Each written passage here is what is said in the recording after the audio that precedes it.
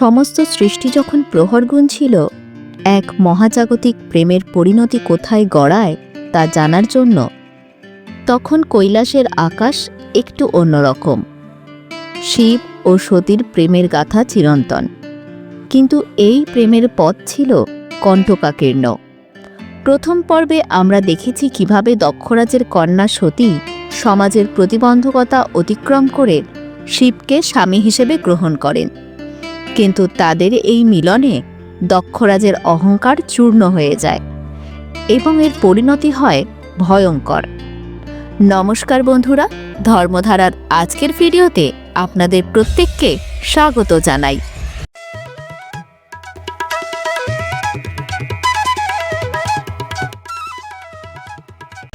আজ আমরা প্রবেশ করতে চলেছি প্রেম, অপমান, ক্রোধ এবং মহাপ্রলয়ের এক অবিস্মরণীয় অধ্যায়ে। সতী দেহত্যাগ করলেন দক্ষের যজ্ঞস্থলে, অন্যদিকে কৈলাসে মহাদেব অপেক্ষা করছেন তার সতীর। এমন সময় শিবগণরা এসে উপস্থিত হন। তাদের মুখ গম্ভীর, পদক্ষেপ ধীর এবং দৃষ্টি নিচের দিকে। মহাদেব তাদের দিকে কৌতূহল ভরে তাকিয়ে জিজ্ঞাসা করলেন, তোমরা এত তাড়াতাড়ি ফিরে এলে কেন? তোমরা কি যজ্ঞে অংশ নেওয়ার অনুমতি পাওনি? কোনো উত্তর এলো না। কেউ একটি শব্দ উচ্চারণ করার সাহস পেল না। মহাদেব উদ্বেগ নিয়ে আবার জিজ্ঞাসা করলেন, তোমরা উত্তর দিচ্ছ না কেন? এই নীরবতার অর্থ কি? মহাদেবের দৃষ্টি খুঁজতে লাগলো তার সতীকে। জিজ্ঞাসা করলেন, সতী কোথায়? সে কি তার পিতার প্রাসাদেই থেকে গেছে? তবুও কোনো উত্তর এলো না। শিবগণরা ভয়ে কাঁপছিল, তাদের চোখে গভীর আতঙ্ক। এবার তিনি এক শিবগণের দিকে ঘুরে গর্জে উঠলেন, অজাতরিক, আমাকে উত্তর দাও, সতী কোথায়? অজাতরিকের চোখে অশ্রু জমে উঠল, ঠোঁট কাঁপছে। প্রভুর চোখের দিকে তাকানোর সাহস সে পেল না। ক্রোধে উন্মত্ত শিব অজাতরিকের মাথায় হাত রাখলেন এবং সঙ্গে সঙ্গে তার চোখ সাদা হয়ে গেল এবং মহাদেব তার চোখে সব দেখতে পেলেন। যজ্ঞের ঘটনাবলী, সতীর ক্রোধ, দক্ষের নির্মম অপমান এবং অবশেষে সতীর চরম আত্মবলিদান। শিবের শরীর অসংযতভাবে কাঁপতে লাগল, তার চোখ আগুনের মতো জ্বলে উঠল। মহাদেবের ভয়ঙ্কর আর্তনাদে পৃথিবী ও স্বর্গ কেঁপে উঠল। মহাকালের আর্তনাদ মহাবিশ্ব জুড়ে প্রতিধ্বনিত হতে লাগল। দক্ষযজ্ঞে উপস্থিত সকলে আতঙ্কে চেয়ে রইল। শিব মহাশোকে নিজের জটা থেকে একটি জটার অংশ ছিঁড়ে মাটিতে ফেললেন। তখনই আবির্ভূত হলেন বীরভদ্র। শিব তাকে আদেশ দিলেন, যজ্ঞে যাও, দক্ষ এবং অন্যান্য অতিথিদের এমন শিক্ষা দাও যা এই বিশ্ব চিরকাল মনে রাখে। অন্যদিকে দক্ষের যজ্ঞস্থল থেকে কেউ কেউ পালিয়ে গেল প্রাণ ভয়ে। রাজপরিবারের সৈন্যরা শক্তিশালী অস্ত্রে সজ্জিত হয়ে সমবেত হল, অনিবার্য ধ্বংসের বিরুদ্ধে প্রতিরোধ গড়ার আশায়। ঠিক তখনই আকাশে এক গভীর ভয়ঙ্কর শঙ্খধ্বনি প্রতিধ্বনিত হল, যা উপস্থিত সকলের শরীরে শিহরণ জাগিয়ে তুলল। দেবতারা তাদের দিব্য অস্ত্র তুলে নিলেন এবং যুদ্ধের জন্য প্রস্তুত হয়ে সারিবদ্ধ হলেন। শঙ্খধ্বনি যখন সর্বোচ্চ তীব্রতায় পৌঁছল, তখন দিগন্তে আবির্ভূত হলেন বীরভদ্র, এক বিভীষিকাময় সেনাবাহিনীকে নেতৃত্ব দিয়ে। সেই সেনাবাহিনীতে ছিল বিকট চেহারার রাক্ষস, প্রেত এবং নাগ, পাতালের গভীরতম অন্ধকার থেকে উঠে আসা সবচেয়ে ভয়ঙ্কর প্রাণীরা। বীরভদ্র এগিয়ে চললেন এবং তার ভয়ঙ্কর বাহিনীকে যজ্ঞস্থলের অতিথিদের ওপর আক্রমণ করার নির্দেশ দিলেন। সেই দানবীয় সৈন্যরা রাজপরিবারের বাহিনীকে সাধারণ খেলনার মতো ভেঙে ফেলতে লাগল। দেবতারা তাদের শক্তিশালী অস্ত্র নিয়ে প্রবল প্রতিরোধের চেষ্টা চালালেন, কিন্তু শিবের সেনাবাহিনীর অপ্রতিরোধ্য শক্তির সামনে তারা টিকতে পারলেন না। দক্ষ পরিস্থিতি বুঝতে পেরে সুযোগ খুঁজে যুদ্ধক্ষেত্র থেকে পালানোর চেষ্টা করলেন, কিন্তু তিনি বীরভদ্রের ভয়ঙ্কর মুষ্টির বাঁধন থেকে রেহাই পেলেন না। মাত্র একটি ত্রিশূলের ঝটকায় বীরভদ্র দক্ষের মাথা তার দেহ থেকে বিচ্ছিন্ন করে দিলেন। মাথাটি যজ্ঞের অগ্নিতে পতিত হল। রাজা দক্ষের জীবন এক নির্মম ও দ্রুত পরিণতির মাধ্যমে শেষ হলো। মহাপ্রলয়ের মতো যুদ্ধ যখন চলতে লাগলো, মহাদেব নিথর মৃতদেহের স্তূপের মধ্যে দিয়ে হেঁটে যাচ্ছিলেন, তার সতীকে খুঁজছিলেন। তার খোঁজা শেষ হলো যজ্ঞবেদীর কাছে, যেখানে সতীর দগ্ধ দেহ দিব্য শান্তির সঙ্গে শায়িত ছিল। দেবী প্রসূতির আকুল প্রার্থনাতে মহাদেব দক্ষের দেহের ওপর একটি ছাগলের মস্তক স্থাপন করে প্রাণ ভিক্ষা দিলেন দক্ষকে। হৃদয় বিদারক ভালোবাসায় তিনি সতীর নেথর দেহকে কোলে তুলে নিলেন, তাকে বুকের কাছে শক্ত করে জড়িয়ে ধরলেন আর্তনাদরত হৃদয়ের সাথে। মহাদেব শোকে স্তব্ধ হয়ে গেলেন, কিন্তু তার ভেতরের ক্রোধ সমুদ্রের দানবীয় ঢেউয়ের থেকেও প্রবলভাবে গর্জন করছিল। অবশেষে শিব উঠে দাঁড়ালেন এবং হাঁটা শুরু করলেন। তিনি শহর, মরুভূমি, বনভূমি এবং সমতল ভূমির মধ্যে দিয়ে ঘুরে বেড়ালেন। তিনি সুউচ্চ পর্বতের শিখরে উঠলেন, গভীরতম উপত্যকার মধ্যে প্রবেশ করলেন, সতীর দেহকে বুকের কাছে আঁকড়ে ধরে। শিবগণরা তার ছায়ার মতো তাকে অনুসরণ করছিল, কিন্তু তাকে সান্ত্বনা দেওয়ার মতো সকল প্রচেষ্টাই ব্যর্থ হচ্ছিল। এই হৃদয় বিদারক দৃশ্য আর সহ্য করতে না পেরে প্রজাপতি ব্রহ্মা ভগবান বিষ্ণুকে হস্তক্ষেপ করার জন্য অনুরোধ করলেন। উপায় না পেয়ে ভগবান বিষ্ণু তার সুদর্শন চক্র দিয়ে সতীর নিথর দেহকে 51টি অংশে বিভক্ত করলেন। সেই অংশগুলো পৃথিবীর বিভিন্ন স্থানে পড়ে গিয়ে সৃষ্টি হল 51 সতীপীঠ। যখন সতীর শেষ অংশটিও পড়ে গেল, তখন শিব তার উন্মত্ততা থেকে বেরিয়ে এলেন। তিনি গঙ্গার পবিত্র তীরে বসে পড়লেন, শান্ত জলধারার মাঝে ধ্যানমগ্ন হলেন। সেই স্পষ্টতার মুহূর্তে তিনি উপলব্ধি করলেন তার ক্রোধ যজ্ঞস্থলে কত ধ্বংস ডেকে এনেছে। তিনি দেখলেন কিভাবে তিনি ও সতী তাদের মানব রূপের উদ্দেশ্য পূরণ করতে ব্যর্থ হয়েছেন। অহংকার ও ক্রোধের বশবর্তী হয়ে তারা নিজেদের মূল লক্ষ্য ভুলে গিয়েছিলেন।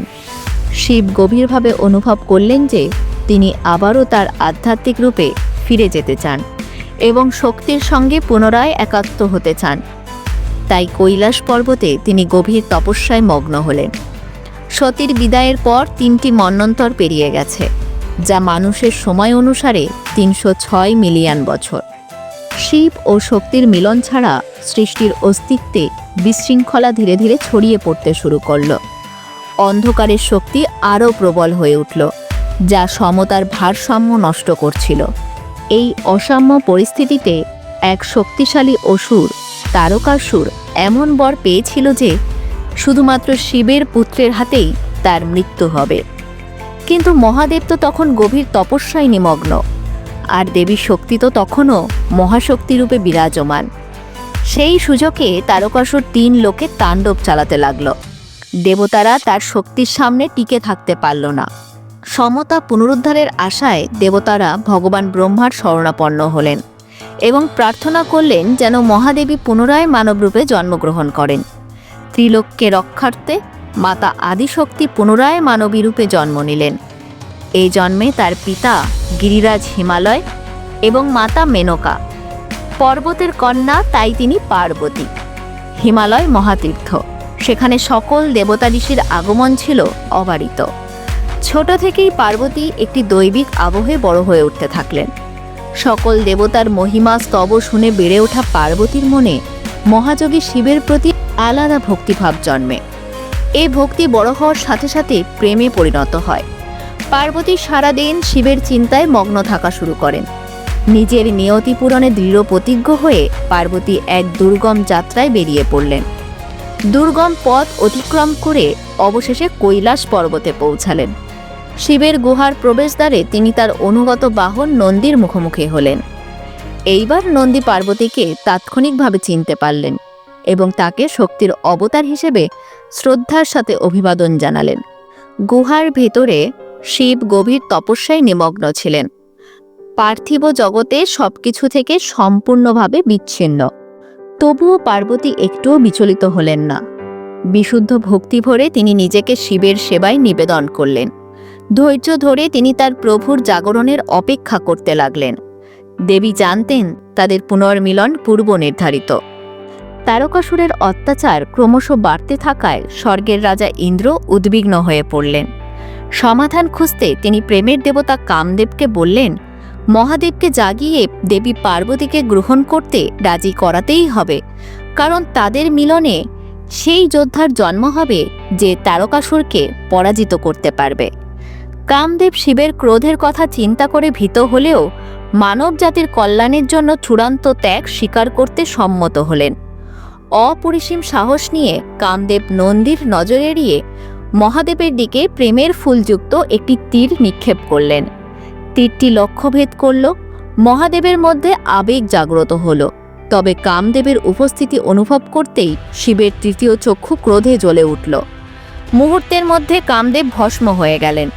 তবুও কামদেবের আত্মত্যাগ ব্যর্থ হয়নি, কারণ লক্ষ কোটি বছরের তপস্যা শেষে শিব অবশেষে জাগ্রত হলেন। তার চোখ খুলতেই প্রথম দৃষ্টি পড়ল পার্বতীর ওপর।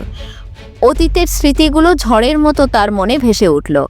কিন্তু শিব, যিনি ইতিমধ্যেই তার মন ও আবেগের উপর পূর্ণ নিয়ন্ত্রণ অর্জন করেছিলেন, দ্রুত সেই অনুভূতিগুলো দমন করে নিলেন। পার্থিব বন্ধনের কথা ভাবতেই তার মনে পড়ে গেল সতীর প্রয়াণের পর ঘটে যাওয়া শোক ও বিশৃঙ্খলতার কথা। কোনো আবেগ প্রকাশ না করেই শিব পার্বতীর দিকে তাকিয়ে বললেন, হে দেবী, আমি তোমার ভক্তিকে সম্মান জানাই, কিন্তু আমি এক সন্ন্যাসী। পার্থিব বন্ধনের জন্য আমার মনে কোনো স্থান নেই। আর এক মুহূর্ত অপেক্ষা না করে শিব আবার তার নির্জন তপস্যায় ফিরে গেলেন, পার্বতীকে তার ভেঙে যাওয়া স্বপ্নের ধ্বংসাবশেষের মধ্যে দাঁড় করিয়ে রেখে। পার্বতী চূড়ান্তভাবে বিধ্বস্ত হলেন। তবুও তিনি হাল ছাড়লেন না, বরং দিক নির্দেশনার জন্য ঋষি নারদের শরণাপন্ন হলেন। নারদ পরামর্শ দিলেন, হতাশ হয়েও না পার্বতী, যদি প্রেম দিয়ে না পারো তবে ভক্তি দিয়ে তাকে জয় করো। কঠোর তপস্যায় নিজেকে নিবেদিত করো এবং তার ধ্যানে মগ্ন হও। তোমার একাগ্রতা ও নিষ্ঠা নিশ্চয়ই তার হৃদয় স্পর্শ করবে। নারদের উপদেশ শুনে পার্বতী গভীর অরণ্যে গমন করলেন এবং কঠোর তপস্যায় ব্রতী হলেন। তিনি সবচেয়ে কঠিন পরিস্থিতির মধ্যেও ধ্যানে মগ্ন রইলেন, আহার ও ভোগবিলাস ত্যাগ করলেন। এত বছরের তপস্যার পরেও শিবের দেখা নেই। তবুও পার্বতী অটল। এক মনে তিনি ডাকতে থাকেন শিবকে। দেবতারা সবাই গিয়ে শিবকে অনুরোধ করে বলেন, হে প্রভু, এবার দেবী পার্বতীকে দেখা দিন। সংসারের মঙ্গলের স্বার্থে আপনাদের মিলিত হওয়া যে অনিবার্য। দেবতাদের অনুরোধে শিব চোখ খুললেন। পার্বতীকে বিয়ে করার ব্যাপারে সবাইকে আশ্বস্ত করলেন। দেবতারা খুশি মনে স্ব-স্ব-লোকে ফিরে গেলেন। এইবার মহাদেব এক ব্রাহ্মণের বেশে পার্বতীর সম্মুখে এসে দাঁড়ান। ব্রাহ্মণকে দেখে পার্বতী পরম সমাদরে তাকে আসন পেতে দেন। কুশলাদি জিজ্ঞাসা করেন, ফল পরিবেশন করেন। কথায় কথায় পার্বতীর তপস্যার কারণ জানতে পেরে ব্রাহ্মণদেব চমকে ওঠেন। তিনি বলেন, এ কি বলছো তুমি? শিবের পত্নীত্ব বরণ করতে চাও? তোমার কি মতিভ্রম হয়েছে? তুমি হিড়ে ফেলে কাচের কদর করছো, চন্দন রেখে গায়ে ছাই মাখতে চাইছো। তোমার পক্ষে কি এসব মানায়? তুমি মহান হিমালয় রাজের কন্যা, আর তুমি চাইছো ওই শ্মশানবাসী শিবের সঙ্গ? পার্বতী তখন ব্রাহ্মণকে বললেন, শিব সকল দেবতার দেবতা, এজন্যই তো তিনি দেবাদিদেব মহাদেব। ব্রাহ্মণ বললেন, রাখো তোমার দেবাদিদেব, শিবের তো কিছুই নেই। তার সহচরগণ সব ভূত প্রেত পিচাসগণ, সারা গায়ে ছাই মেখে ঘুরে বেড়ায়, মাথায় বিরাট জটা। আর তুমি সুন্দরী, তপস্বিনী। তোমার সাথে শিবের বিয়ে হলে সবাই হাসবে, মান সম্মান সব ধুলোয় মিশবে। তুমি বরং অন্য কোনো দেবতাকে বিয়ে করো। ব্রাহ্মণের মুখে শিবনিন্দা শুনে পার্বতী যতটা আশ্চর্য হলেন তার চেয়ে বেশি বীতশ্রদ্ধ হলেন। তিনি ব্রাহ্মণকে সেখান থেকে চলে যেতে বলে নিজেও উঠে দাঁড়িয়ে অন্যদিকে পা বাড়ালেন। এমন সময় কে যেন বলে উঠল, আমাকে পেতেই এত তপস্যা, এখন আমাকেই তাড়িয়ে দিচ্ছ? পার্বতী মুখ ঘুরিয়ে দেখেন শিবের গম্ভীর মুখে হাসির ঝলকানি। শিবের দর্শন পেয়ে পার্বতী লুটিয়ে পড়লেন। শিব তাকে তার পত্নী হওয়ার বর দিলেন। পার্বতীর তপস্যা পূর্ণতা পেল। হৃদয় ভরা আনন্দ নিয়ে পার্বতী গৃহে ফিরে এলেন। শিব মহাকাশীতে গিয়ে সপ্তঋষিকে ডেকে পাঠালেন। শিব তাদের হিমালয়ের কাছে বিয়ের প্রস্তাব দিতে পাঠালেন। সপ্তঋষি হিমালয়ের কাছে শিবের সাথে তার কন্যা পার্বতীর পানি প্রার্থনা করলে হিমালয়ের আনন্দের সীমা রইল না। তিনি ও তার পত্নী মেনকা এক বাক্যে রাজি হয়ে গেলেন। চতুর্থীর দিন বিয়ের লগ্ন ঠিক করা হলো। সপ্তর্ষিগণকে শিব বিয়ের পৌরোহিত্যর দায়িত্ব দিলেন। বিয়ে উপলক্ষে কৈলাসে ফিরে মহাদেব দেবর্ষি নারদকে ডেকে পাঠালেন। এই বিবাহতে নিমন্ত্রণ থাকলো আপনাদেরও। পরবর্তী পর্বে শিব ও শক্তির পুনরায় হবে মিলন। আজকের ভিডিও এই পর্যন্তই। ভিডিওটি ভালো লেগে থাকলে এক্ষুনি আমাদের চ্যানেলটিকে সাবস্ক্রাইব করে রাখুন পরবর্তী ভিডিও সবার আগে দেখার জন্য। ধন্যবাদ।